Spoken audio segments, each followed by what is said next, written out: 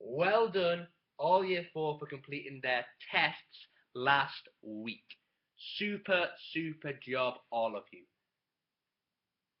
We got to start just 2 weeks on one of my favourite science topics, the one I focused on most at university and a big passion of mine. And it's all to do with the idea of climate change and the weather. What we see on our Earth now is that the weather is changing more often than normal. The climate, how the regular patterns are changing faster than ever before in living history. And that concerns us, that's worrying.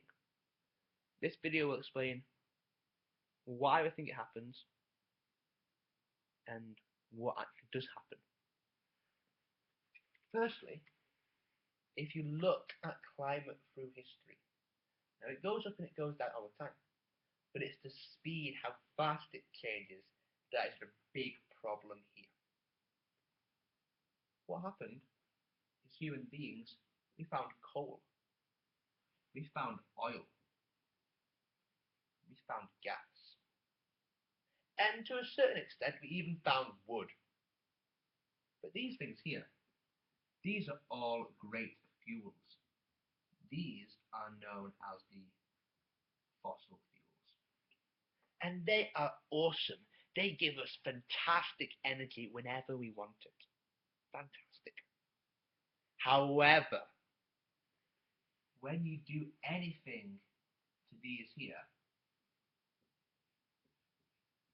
they give out gases like our CO2, our carbon dioxide, and also gas CH4 or methane.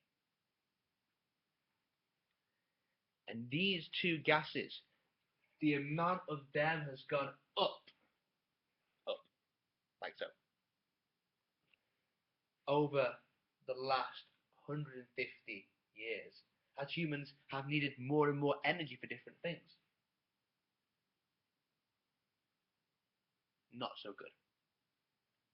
The problem is that these gases are what we call greenhouse gases.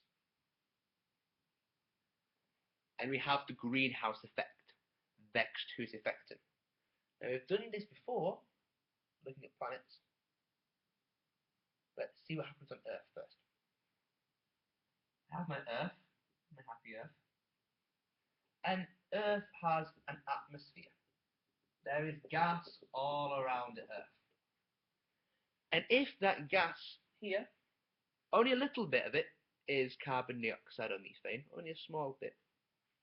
But if it hits some of it, and I have, on this side over here, I have the sun, of course the sun puts light that goes and travels to the Earth.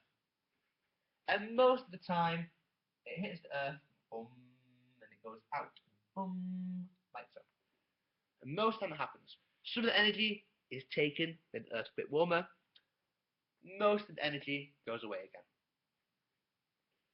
But if we have more and more of the carbon dioxide, the coal dioxide, when it tries to bounce away, it can hit the carbon dioxide. And then it comes back to Earth before going away again. So the same bit of light is giving us energy twice. This makes the Earth hotter.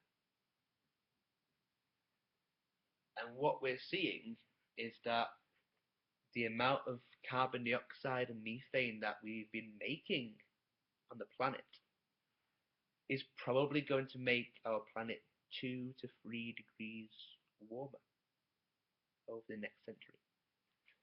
Now, that's okay. It's not perfect, but it's okay. Kind of. For Sweden, for Stockholm, a bit extra warmth. That sounds nice. But you can changed so much on the planet. It's not just one place, it's all the places. If one place gets hotter, it might have enough water to support the people and the plants that live there. If our ice starts to melt, many places may be flooded by water. There are many problems that we can have with global warming. How this actually works with the weather, we're going to look at in science class.